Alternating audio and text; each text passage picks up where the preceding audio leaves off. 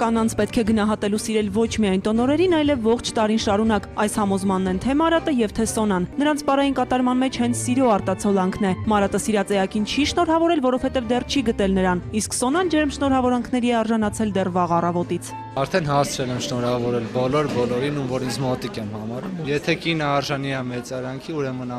ամբողջ կյանքում պետք է մեծարել, ոչ թե ինչ-որ ժամանակաշրջանում։ Մայրության եւ գեղեցկության օրը լավ առիթ կանանց մեծարելու եւ գնահատելու համար։ Աջափնյակի Բարգավաճ Հայաստան կուսակցության համայնքային կենտրոնական գրասենյակն առաջին անգամը չէ, որ կանանց տոնի առիթով հետաքրքիր նախաձեռնությամբ է հանդես գալիս։ Հերթական միջոցառման շրջանակներում մեկ հարկի ներքո են հյուրընկալել տարբեր ոլորտներ ներկայացնող շնորհալի կանայք։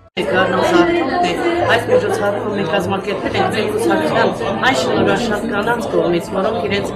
ներդնում ունեն մեր կուսակցությանը, մեր հայրենիքի հարուստ, մեր ժողովրդի իրենց աշխատանքն են ներկայացրել։ Ուղղակի սա հերքիչ է, մենք ավելի ընդլայնենք մեր այս ցուցահանդեսները։ Նկարչուհի Լուսի Գրիգորյանն այստեղ է իր կտավներով, որոնց առանցքում հայրենի բնաշխարհն է։ Ես նկարում ծաղիկներով եւ միայն ծաղիկներով։ Ոչ մի պահ չկա, որ տեսնեք ինչ-որ մատիտ լինի, ներք լինի մեջ արված։ Մեր մոտ շուշուտ է լինում այսպիսի միջոցառումներ։ Մեր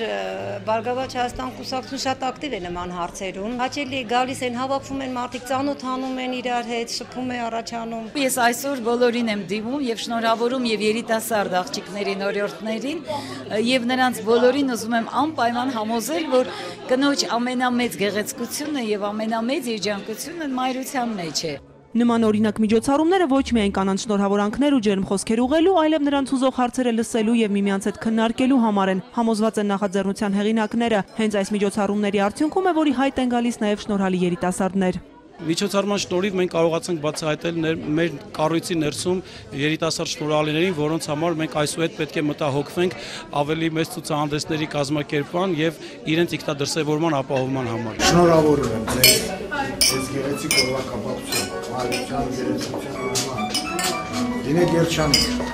լինեք գեղեցիկ միշտ։ Տարիները թող ձեր կողքով անցնեն։ Բարգավաճումը նաեւ գեղեցիկ պետք է լինի։